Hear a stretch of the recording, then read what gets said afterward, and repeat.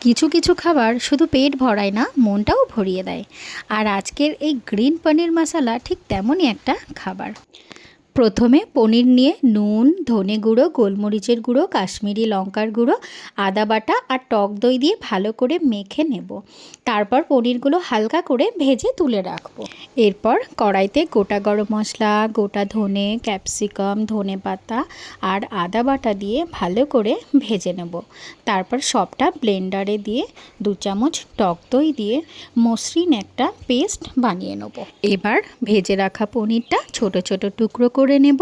কড়াইতে একটু তেল দিয়ে তৈরি করে রাখা পেস্টটা দিয়ে নুন আর সামান্য চিনি দিয়ে ভালো করে কষিয়ে নেব। মশলা থেকে তেল ছেড়ে এলে পনির দিয়ে আবার ভালোভাবে একটু কষিয়ে নেব।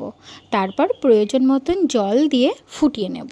সবশেষে কসুরি মেথি আর 1 চামচ বাটার দিয়ে ভালো করে মিশিয়ে নামিয়ে নেব। আর সঙ্গে থাকছে গরম গরম বাটার নান। আপনারাও একবার এই গ্রিন পনির মশলা ট্রাই করে দেখবেন। কেমন লাগলো কমেন্টে জানাবেন। আর রেসিপিটা যদি ভালো লাগে লাইক করতে ভুলবেন না।